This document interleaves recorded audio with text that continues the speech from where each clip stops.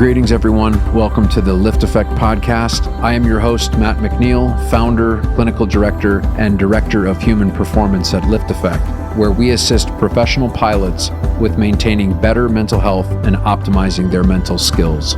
The goal of this podcast is simple: to help pilots and other high liability professionals and disciplines come out of the shadows to discover how we can live better lives personally and professionally. Join us each episode as we discuss various topics ranging from mental health, mental skills and performance, to business, entrepreneurship, and a few other surprises along the way.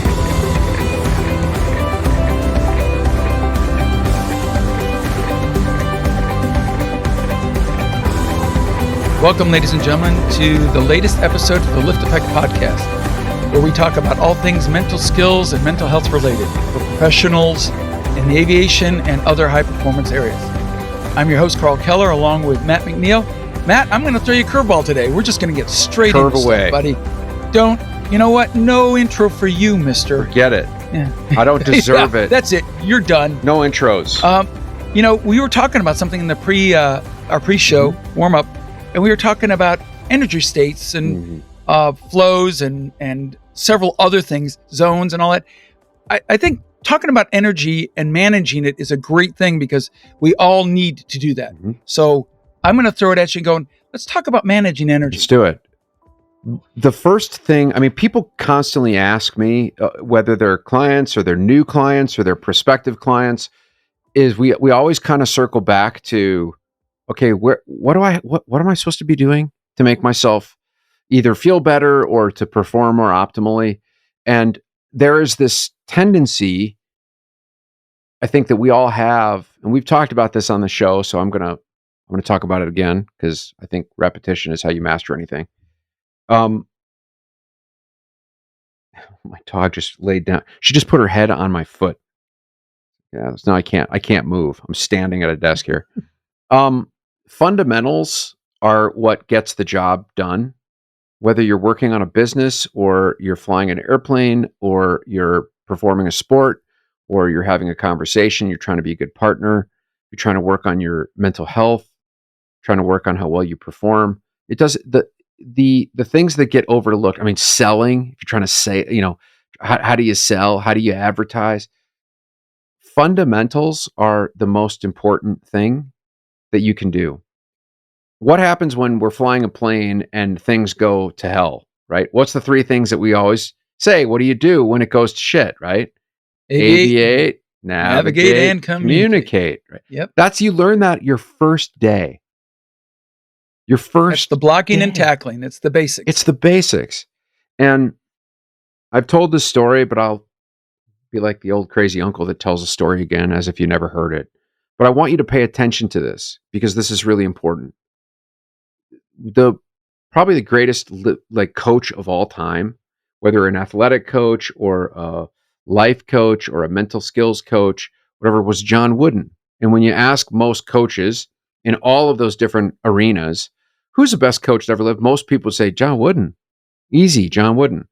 John Wooden. And I'm not a big basketball fan, but he was the greatest coach of all time of any sport in many respects because of his personality and because of his empathy that he had and his way of working with people. And the guy was like sort of like the Walter Payton of coaches, never lost his temper, always cool, always compassionate, sweet guy, most winning coach of all time. UCLA, it's like 18 national championships, unheard of, and most of them were in a row when he was there.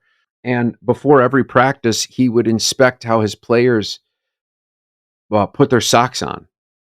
He would make them get in a row and he would watch them put their socks on and correct them if it wasn't correct. And then he'd watch them put their shoes on. And then it's sort of, nope, you got to do this over here. No, you got to do this. And they asked him, why do you do that? And he said, because, these are like all American players. These are people that could go to the NBA and they choose to stay in college so they can play for Wooden for 4 years to get this guy's wisdom. Kareem Abdul-Jabbar, all these players played for Wooden.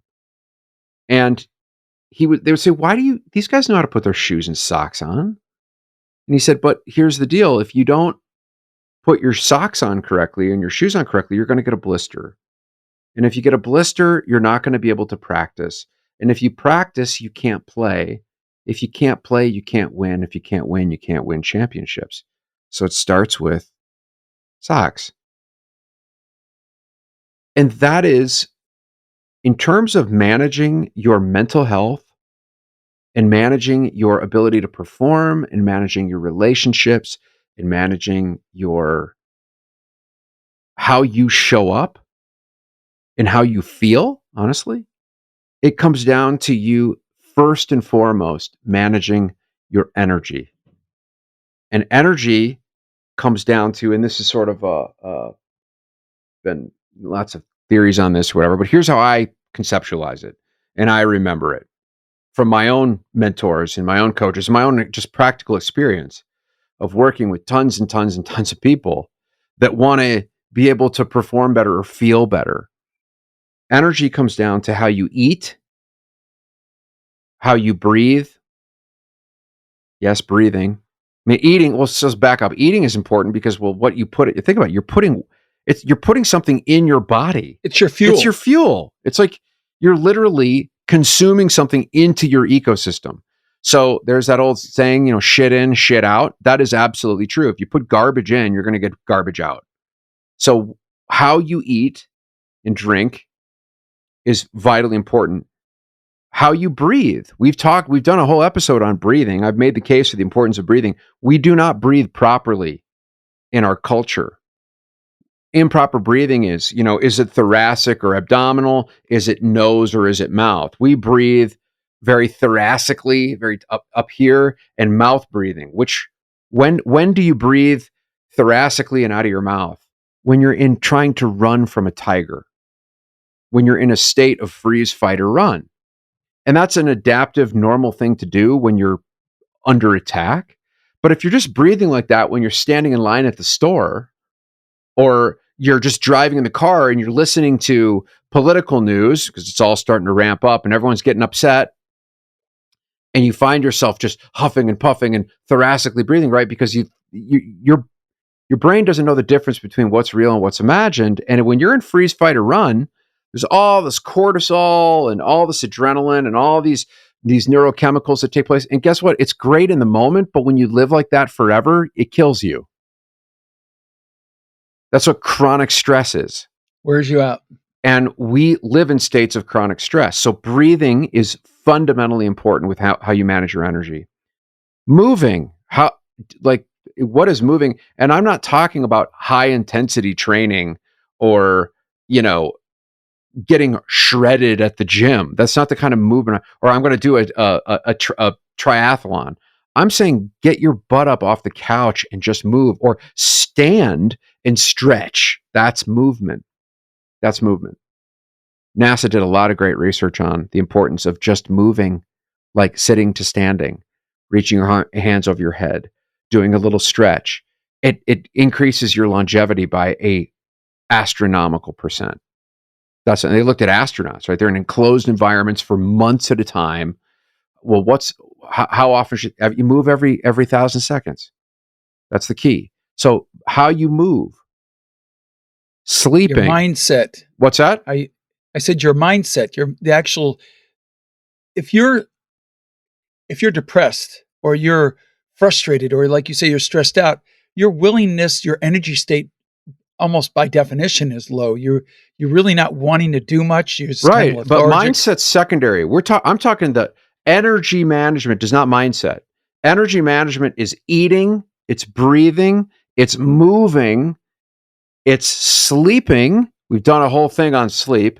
Mm-hmm. Sleep should be a sport for you. It should be an event in your home or in your hotel room. It should be priority numero uno is sleep. Because if you don't sleep, doesn't matter how well you eat, doesn't matter how much you exercise, doesn't matter how well you breathe. I guess my thought was, when you're depressed, you either eat a lot of junk or you just don't want to. Right, but what's the chicken and what's the egg, right? Yeah. So you've got to I don't really care how you think or what you feel that much. Doesn't really matter. What matters is what you do with your behavior.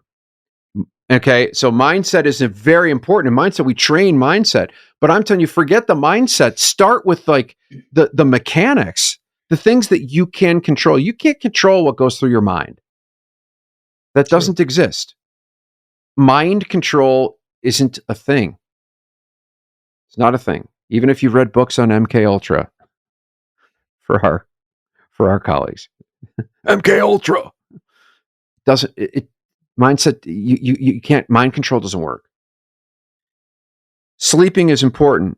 And then lastly is, do you have gratitude? Do you celebrate anything? If you don't have any celebrations, and I don't mean like, well, I can only celebrate if I, win the ultra marathon or I upgrade to 777 or whatever. That's not the kind of celebrating I'm talking about. I mean, there's nothing wrong with celebrating those things, but like, do you celebrate day to day, moment to moment? Do you have some appreciation?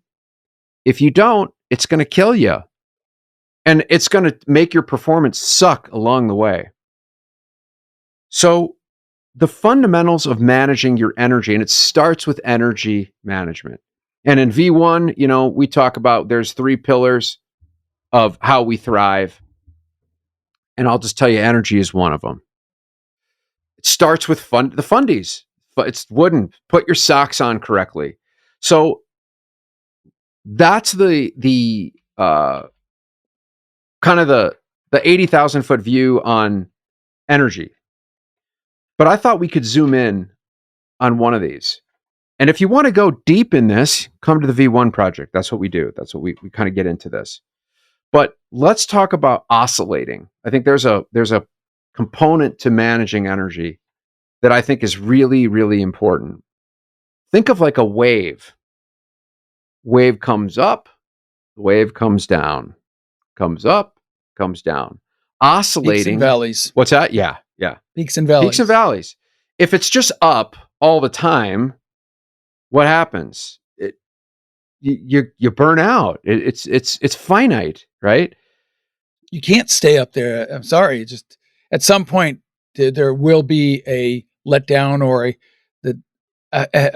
you will head towards a valley. You're gonna head towards a valley. Let me grab something here. Just thought of this book and pulled it off the bookshelf. Just popped in my head. I wasn't going to even talk about this, but so the importance of getting on and getting off, on and off is really, really important. Let me tell you a little story from this book. This book I'm holding up is called The Power of Full Engagement by Jim Loehr and Tony Schwartz. Amazing book. It was a New York Times bestseller. The subtitle is Managing Energy, Not Time, is the Key to High Performance and Personal Renewal. This book was written, when was this written? I think this was in the early 2000s. Yeah, 2003. And it was one of the first books that really talked about some of these principles of managing energy. And one of them is the oscillating piece, on, off, on, off. So here's a story that they talk about in this book. They did some research and they looked at professional tennis players. And a lot of them these guys are executive coaches and athletic coaches. They've coached professional tennis players, but they looked at the data and they went deep into it. And they said, all right, let's look at, here's a 80-20 kind of thing, which we were talking about 80-20 in pre-show. It was like, maybe we should go back into 80-20 because it's so important. And even in energy management, 80-20 is going to be a thing. But 80-20 is 80% of the outputs come from 20% of the inputs, right? That's the basic concept. So, if you look at 10 things that you sell, 2 of those 10 are going to account for 80% of your revenue. That's 80-20. They looked at tennis players and they found that it was the same 20% that were accounting for 80% of the winning across tennis. It's the same guys. It was just, there's 100 pro level tennis players, the top 100 in the world. And it was, I think it was actually more like 95-5. The same 5 were winning 95% of everything. But I think they took a bigger which subset. is just an extension of the 80-20. It's an extension of it. 80-20 of 80-20 of 80-20. Exactly. Yeah. So I think they looked at the 20% and they said, all right, what is going on? And actually, when they looked at in the top 100, everybody was kind of the same in terms of biometrics, their numbers, their VO2 max, heart rate variability, all this stuff. Like they were equally matched in terms of, which would make you think that this would be more evenly it would be spread evenly out spread, right? And they're like, why is it the same guys and gals keep winning this stuff? What is going on? They couldn't figure it out. They're like, they hit same muscle twitch reflex, same, everything was the same in the top 100. They're like, these guys are biologically all like the same.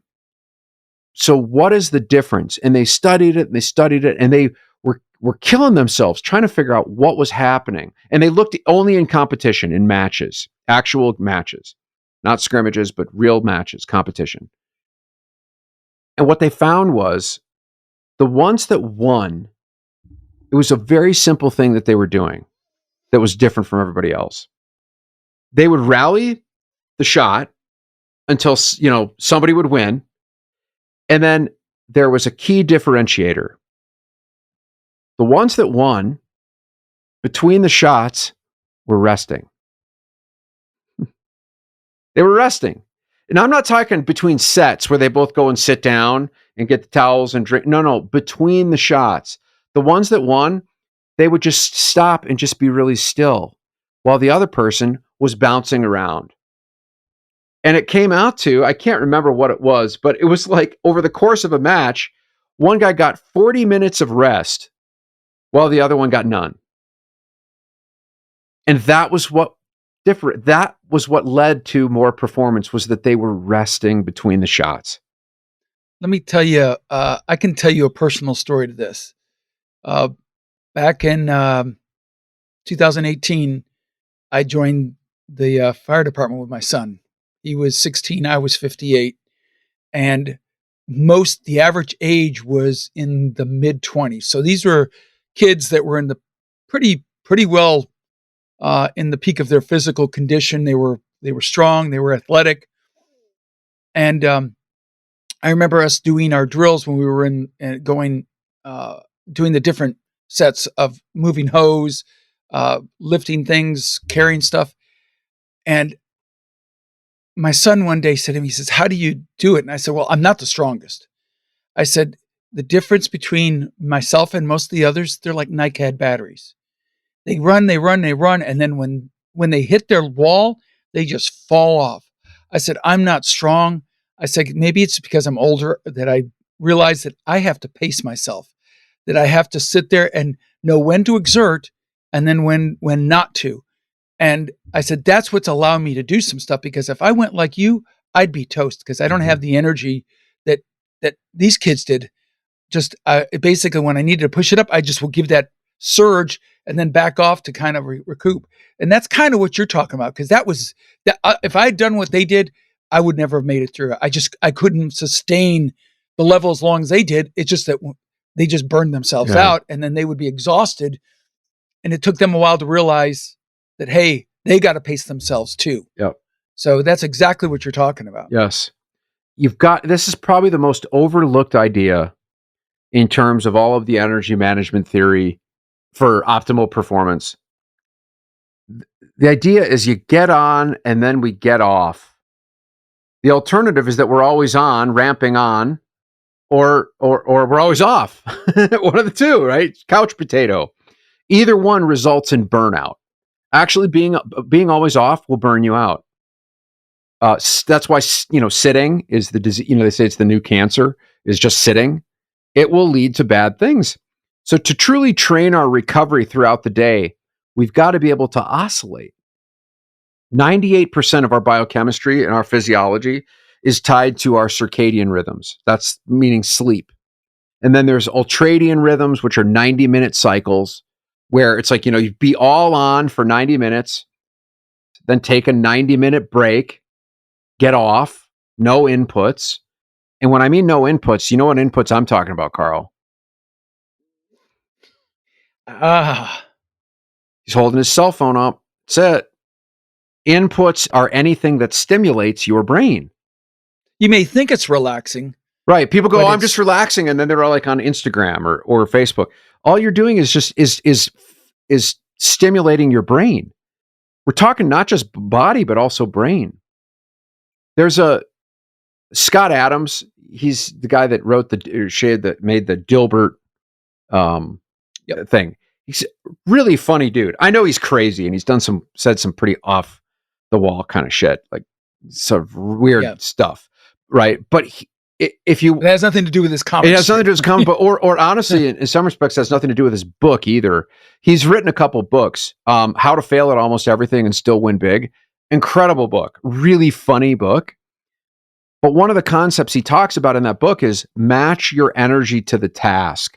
So know when your energy is at its absolute best. And most people, it's in the morning. There are the occasional people the larks or whatever, that it's at night. But for the vast majority of people, your best energy is in the morning. But know when your energy is at its absolute best. There's Alex Pang's book called Rest. Says if you look at the greatest creators, their most important work is done early in the day. And when you do it right, you can get by on a 4-hour workday. That's true. You're only good for about 4 hours and that's cycling on and off in terms of being able to do the deep, creative thinking work. The greatest performers, they put in a 4-hour day. That's what Anders Ericsson, who's the godfather of psychology in terms of performance psychology. So figure out what your most important work is and then do that first. Productivity planner, right? It's like, yeah, I mean, we were saying maybe we should cover that again today. That's how we came up with this topic. There you go. It's like, what is the most important task? Do that first.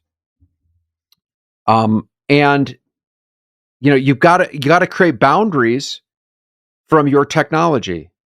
You have to turn the notifications off.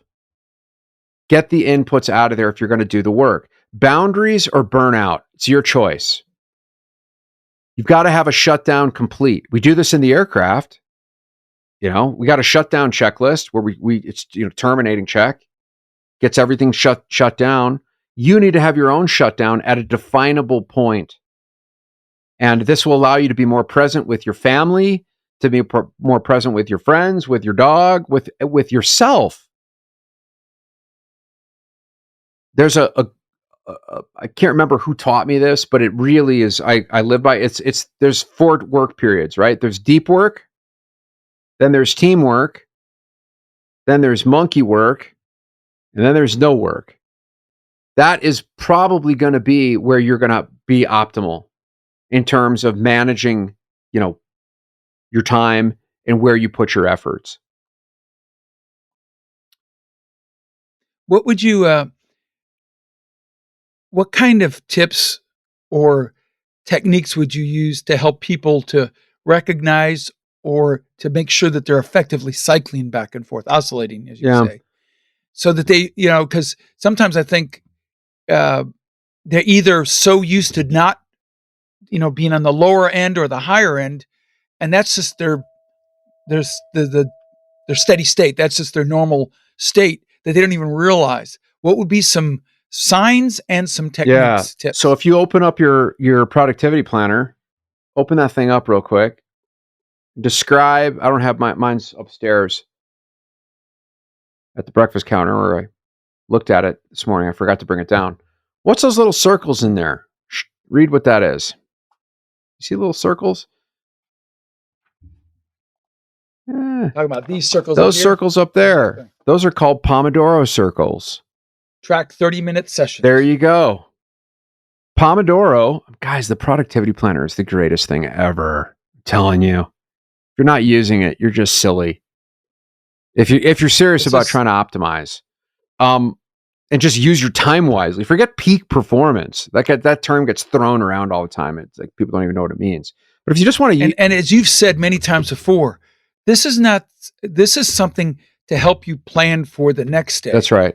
So when you wake up, you're executing your plan. You're not trying to figure it out. You already know what I think this goes, I may be going where you're going, I don't know, is if you do this the night before, like you say you do, religiously. Yep. And I don't yet, but that's something I need to work on, is the fact is in the morning when you wake up, you already know what you need to do, and you can make your judgment of what to do based on where your energy state That's is at right. that moment or what you need to do. You've already got it planned out versus going, well, what am I going to do today? That's right. That's what now you're in a reactive I mode. mean, I don't. You probably can't see me, but like, okay, I've got 14 pairs of Viore ripstop climber pants. 14 pairs. Why do I wear them all the time? Because I don't want to spend any time trying to figure out what I'm going to wear. That's the greatest part about It's wearing like a Johnny uniform. Cash, black. Yeah, You know? black t-shirts, black ripstop climber pants. I just don't. Johnny Cash is kind of my hero. So part of why I sort of wear a lot of blacks is sort of my homage to Johnny, because I love Johnny. He's my hero. But I mean, it's like that, and Joe Strummer from the Clash, to be honest with you. But those guys were all black. But part of it was, I think it's because the focus, being able to be focused on what you're doing. That's why in the military, what clothes you wear. Yeah, you wear the uniform. Has nothing to do with your performance. It sure shouldn't. It should get out of the way. It's to get out of the way of your headspace, so that you could just noise. Get up and know what you're doing. That's what I loved about the uniform. I hated wearing a uniform because I'm kind of a punk rocker kid, but I love the uniform too, because it was like, I don't have to think about what I'm going to wear. Just same here. boom. In the military. I put on my flight suit. I didn't have to worry about what I was going to wear. And at the airlines, same thing. Yep, same thing. You know, just put on your monkey suit and you go. You didn't have to like it, but you didn't have to go, geez, what am I going to wear today? Exactly. Which tie? You know, exactly. God, what color shirt? Right. It's done. You know what you're going to wear. They should have gotten rid of the tie. Virgin America got it right. The tie is just an absurd piece, and it's a safety hazard, honestly. Well, not with a clip. I mean, I know exactly. That's why I wore the clip on. But yep. But the point is like, get that stuff out of it. So Pomodoros, there are things you can download a timer for your computer or for your phone. I have one on my phone. I've got one on my computer.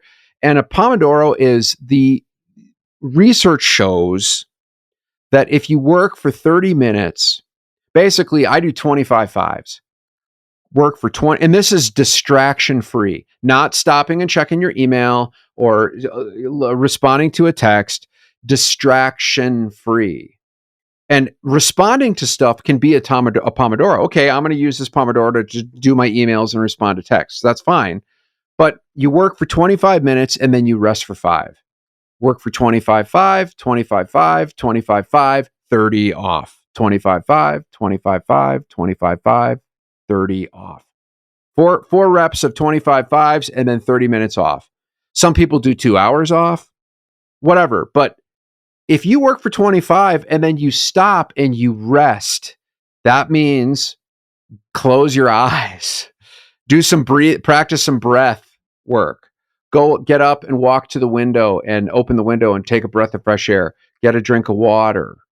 But it's not like, okay, I'm going to take 5 off so I can check email. That's not resting.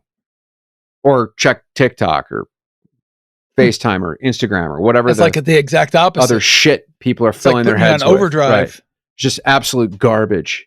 Complete shit. How do you really feel? It's just the new data that's coming out on the effects of this stuff is devastating. It's like, if you had a drug that produced the same effects that digital garbage apps, social media produced, the drug would never be FDA approved. It would be banned.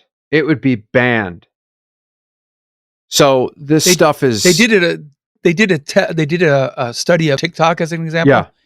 And they threw just enough stuff in there that didn't interest you, so that when they put something on that was interested, it would like give you that little spike again. Because otherwise, it would, if you were, like you say, if you're always at the top, it burns you out. So they would give you just enough so that you would have a dip.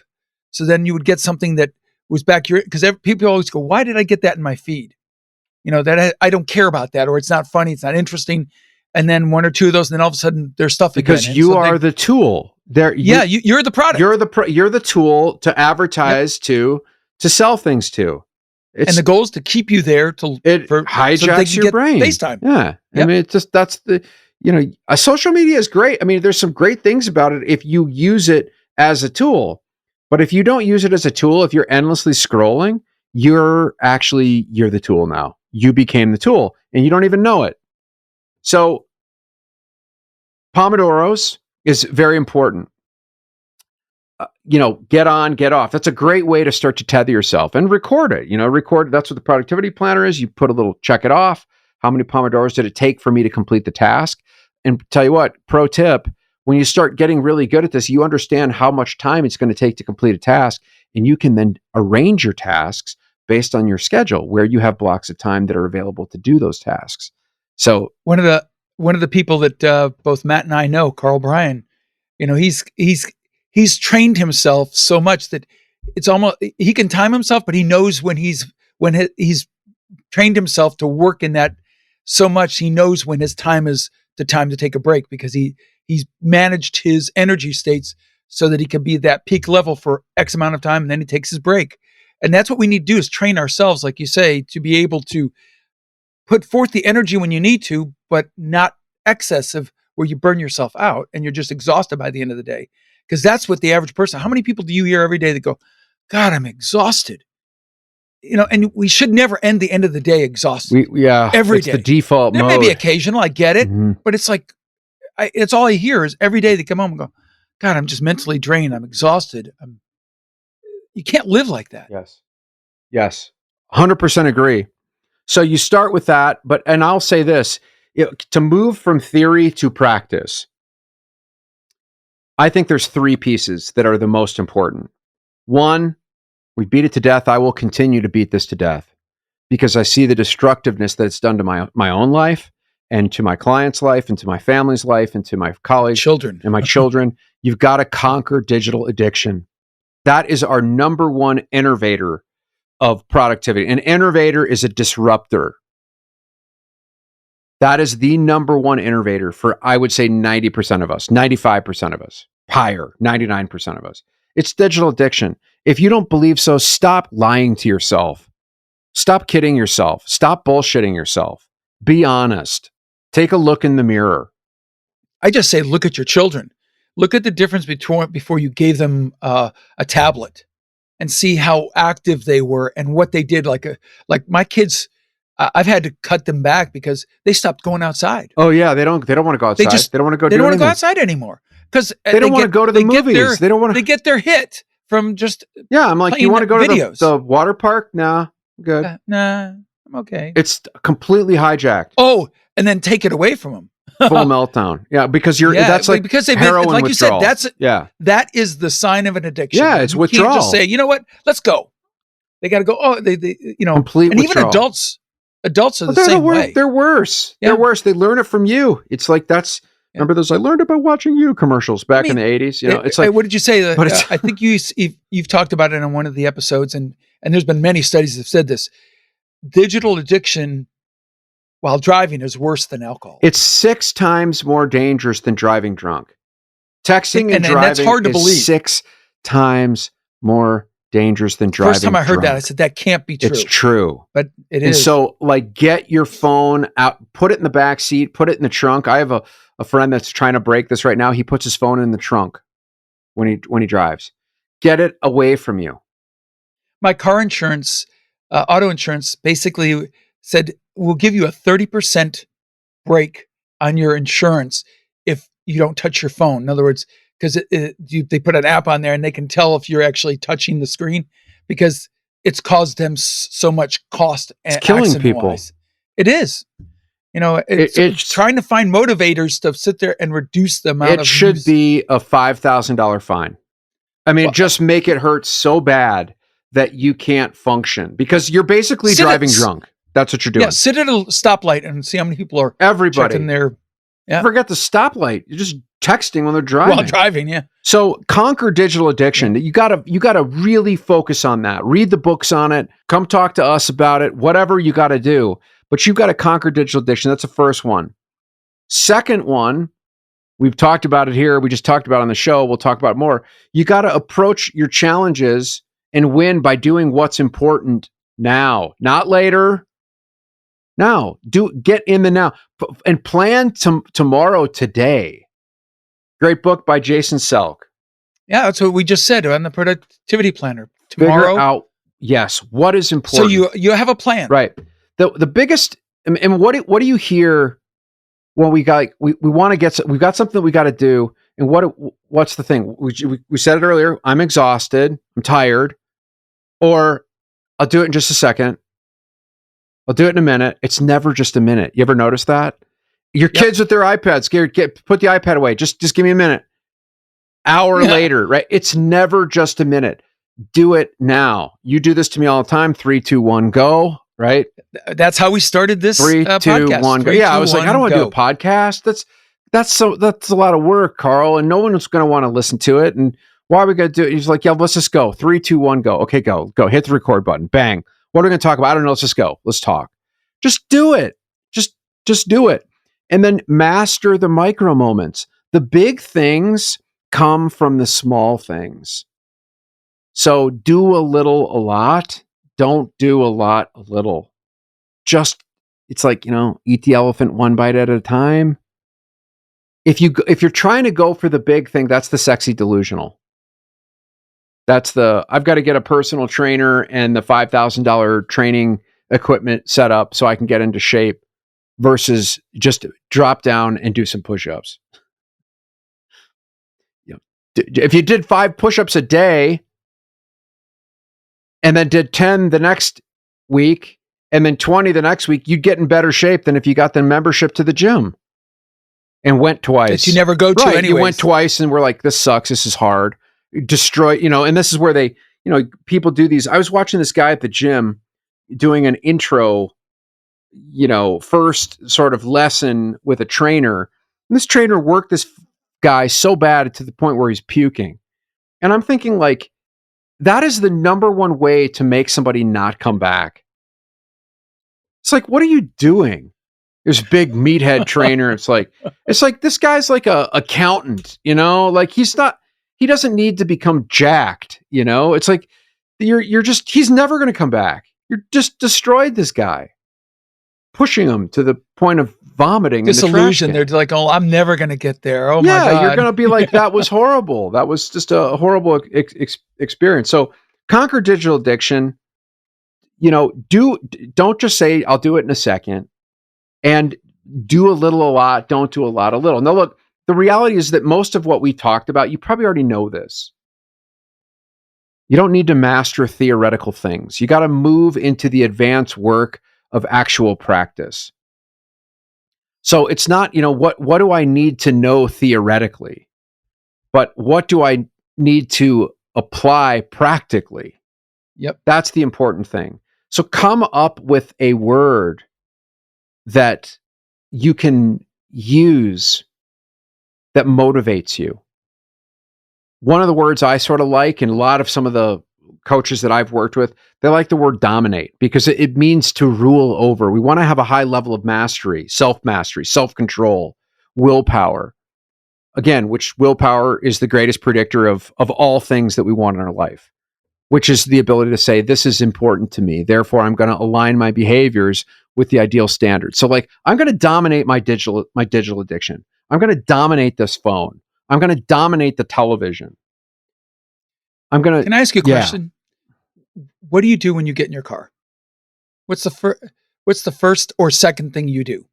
And you don't even think about doing it. The first thing, when I always walk around my car. Yes, I do a pre-flight inspection on my car. My family laughs at me, but I've found nails. I've found all sorts of crazy stuff that I'm actually talking about inside the car. But that's a great I do. thing. I just do a quick walk around to see what's going on. I know it's totally neurotic, but whatever. It's just like, oh, come on. It's snowing out. Really? So when I get in the car, the first thing I do is I put my phone in the charging station. It's a pad that I could just place it on. And I put it in there in the charging station. I don't pick up my phone. It's Bluetooth tethered in terms of my Spotify and my Audible and my phone. If I need to answer a call, it goes through the Bluetooth, which is still dangerous. And I try not to. Anybody that tries, most people that call me do not get through. You all know that. If anybody calls me, I don't answer the phone. It goes to voicemail. And then I choose to look through my voicemails at a time and then intentionally call people back when I'm in a place to do it. It's just not a thing. So I get in, I figure out where the phone goes. That's the most important thing. And then obviously I put my seatbelt on. I set up my navigation if I need to navigate somewhere. I don't do it when I'm driving. I set up my Audible, whatever podcast or book I'm listening to, or sometimes just nothing. By the way, that's a beautiful thing, is to not have any stimulation. Oh yeah, just tell your kids to look outside. Right, look outside.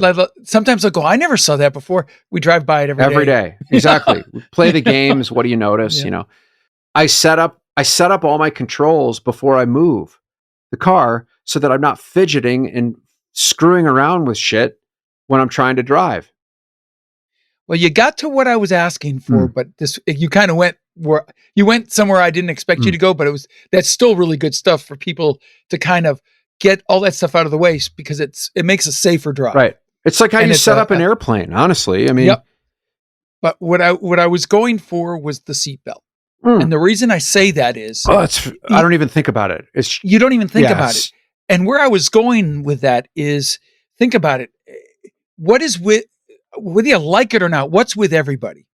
The phone. So make it a habit to start timing. As an example, like do your 25 minutes and get in the habit of doing it, and then soon you'll do it without even thinking about it, because then you get that audible note to say, because you're okay, now it's my 5-minute break, as you say, 25-5. Right. But if you don't start the habit, you won't ever. Well, I have an alarm that vibrates every 1,000 seconds on my phone to move. See, I don't wear a watch. Yeah. But I'm just saying, everybody seems to have this by them. Yeah. So use what you got. Yeah.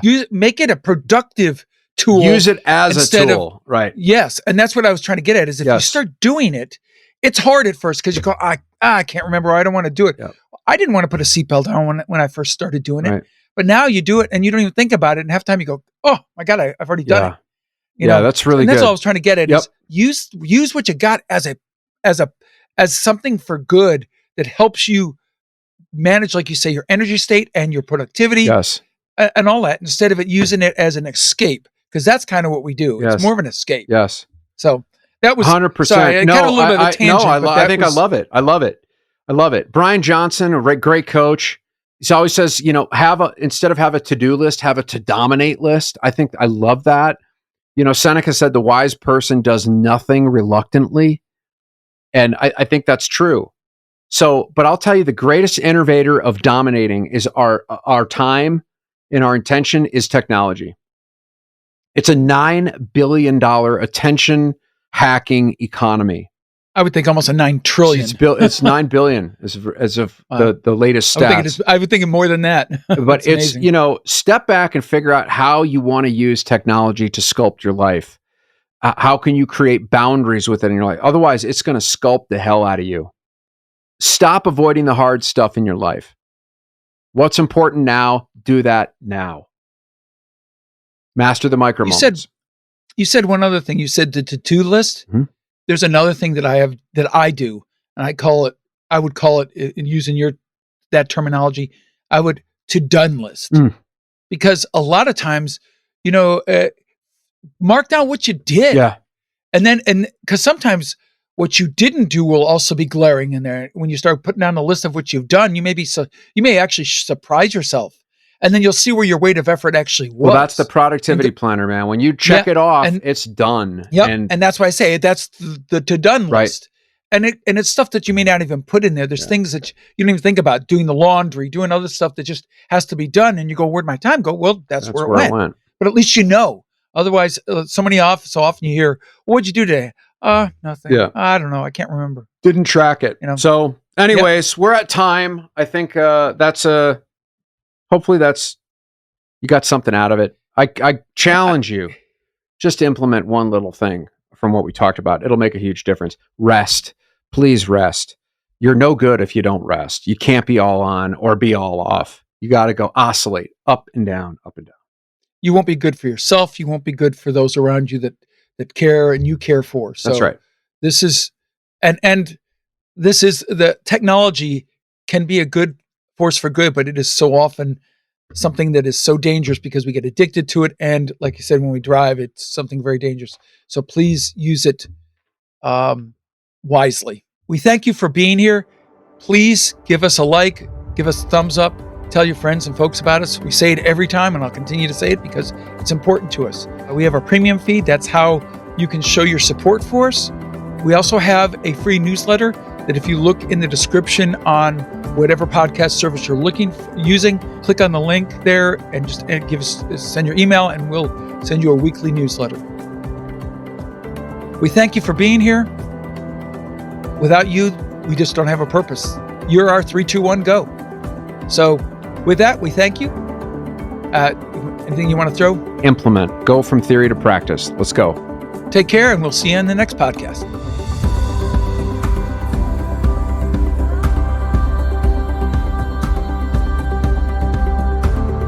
Thank you for listening to this week's episode of the LiftAffect podcast. If you want to dive deeper into this episode and every episode, go to the LiftAffectPodcast.podbean, that's podbean.com. If you're enjoying the show, we would love it if you'd follow us on Spotify and rate, review, and subscribe on Apple Podcasts. We really appreciate your support. You can find me on Facebook, Instagram, and LinkedIn, all with the ID Matthew McNeil. This show is brought to you by LiftAffect, a clinical mental health and consulting company that assists air carriers, corporate flight departments, pilot unions, and commercial pilots by providing comprehensive psychotherapy and mental coaching services to pilots with mental health and mental performance-related issues. Visit LiftAffect.com, that's LiftAffect.com, to book your free consultation. And finally, this podcast is for general informational purposes only. It does not constitute the practice of counseling, psychotherapy, medicine, or any other healthcare service, including the giving of medical advice. No therapeutic or provider-patient relationship is formed. The use of this information and any materials linked to this podcast is at the user's own risk. The content of this podcast is not intended to be a substitute for professional psychological advice, diagnosis, or treatment. Users should not disregard or delay in obtaining advice for any psychological or medical condition they have, and they should seek the assistance of their healthcare professionals for any such conditions. Thanks for tuning in, and we'll see you next time on the LiftAffect podcast.